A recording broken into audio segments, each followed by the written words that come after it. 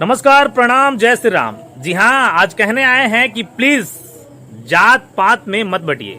अभी है विषय मंथन करने का, समय है मंथन करने का। क्योंकि आपको पता है, अगर नहीं पता है तो आपको हम बता देना चाहेंगे, एक खिलौना के बाद अगर सबसे ज्यादा किसी चीज से खेला जाता है ना, वो है हिंदुओं को आस्था के साथ। यही एक महाराज बात बताइए, पीके जैसा फिल्म बनाया जाता है, हमारे शिव भगवान को अपमानित किया जाता है, कहाँ रहते हैं आप सब? हमारे धार्मिक आस्था के साथ आश्रम जैसे फिल्म बनता है, कहाँ रहते हैं आप सब? सोचने वाला विषय है। और जब जब इन नशेड़ी गैंग बॉलीवुड के द्वारा जब भी फिल्में बनाया जाता है, आपको पता है कि हर वैसे फिल्मों में जो देवी देवताओं को दिखाना चाहता है, हिंदुओं के स्टोरी को दिखाना चाहता है, इतिहास को दिखाना चाहता है, वहाँ अक्सर ना ठेस पहुंचाने का कार्य करता है। आपको पता है, हालांकि अभी समय है नुपुर शर्मा के साथ खड़ा होने का, क्योंकि आपको पता है पहली दफा ऐसा नहीं हुआ है। ऐसे हमारे हिंदू देवी देवताओं पे अनेकों लोग, हजारों लोग अब तक तरह तरह के बयान देते आए हैं और देते रहते हैं। आपको पता है, कभी राम के बारे में बोलते हैं कुछ, कभी कोई भगवान कृष्ण के बारे में बोलते हैं, कभी सुदामा के बारे में, कभी माँ दुर्गा के बारे में, तो कभी प्रभु शंकर के बारे में। इस प्रकार की चीजें अक्सर लोग करते आए हैं और बोलते आते हैं। लेकिन अब जो इतना बड़ा, अभी एक शब्द पे नुपुर शर्मा के इतना बड़ा जो अभी एकदम घमासान छिड़ गया है, वो सोचने वाली बात है। महाराज, आप सब हिंदू लोग रहते कहाँ हैं? सो बताइए, रहते कहाँ हैं? कभी किसी फिल्मों पे आपने कभी आपत्ति जताया, कभी विरोध किया? नहीं ना। महाराज, पीके जैसे फिल्म में आमिर खान आता है और शंकर भगवान को कभी बाथरूम में दिखाएगा, कहीं कभी कहाँ दिखाएगा। बाकी एगो नेता है उत्तर प्रदेश के, वो कहता है कि हिंदू जहां भी एगो पत्थर और झंडा गाड़ देगा तो वहीं देवी देवता हो जाते हैं। ये क्या है? ये क्या है? पूछना चाहते हैं आज आप सब से, ये क्या है बताइए।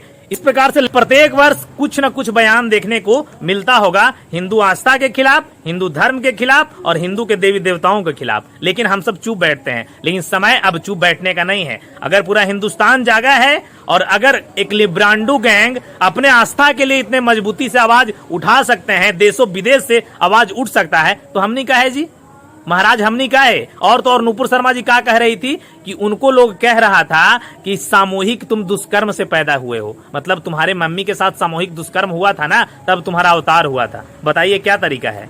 मतलब ये कौन गैंग है जी? और ये गैंग के लीड कौन कर रहा है? कहीं कहीं ये भी एक जांच का विषय है। क्योंकि ऐसे जब मन बढ़ा के लोग जगह जगह से, हिंदुस्तान के कोने कोने से और देश विदेश से इस प्रकार के बयानबाजी हो रहा है ना, तो कोई ना कोई इस गैंग को लीड कर रहा है। ये भी सोचने वाली बात है। शायद अब तक आपको किसी ने बताया नहीं होगा, क्योंकि ऐसे गैंग को ना रुपया पैसा मुहैया कराया जाता है। बेटा तुम करो, हम देख लेंगे।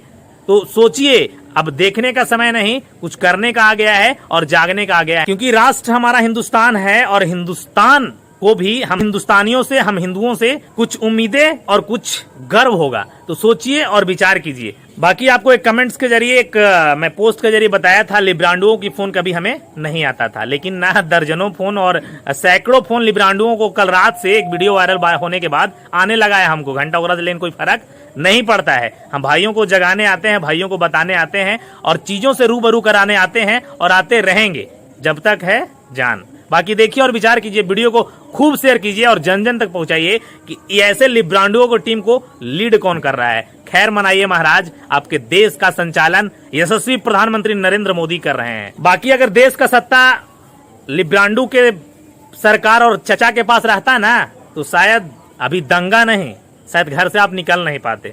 खैर मनाइए और साधुवाद, धन्यवाद दीजिए योगी जी और हमारे यशस्वी प्रधानमंत्री मोदी जी को कि काबू बनाए रखे हैं, काबू पाके रखे हैं ऐसे लोगों पे। बाकी इन लोगों को आदत ही है ना आग मुतना शुरू कर दिए हैं। बाकी आप सब हिंदू कायर लोग बैठे रहिए, देखते रहिए नौटंकी। बाकी माँ बहन को सरेआम विदेशों से भी धमकियां सुनने को मिलेगा और तरह तरह की बातें भी सुनने को मिलेगा। बाकी विदा लेना चाहेंगे। नमस्कार, प्रणाम, जय मगध, जय बिहार।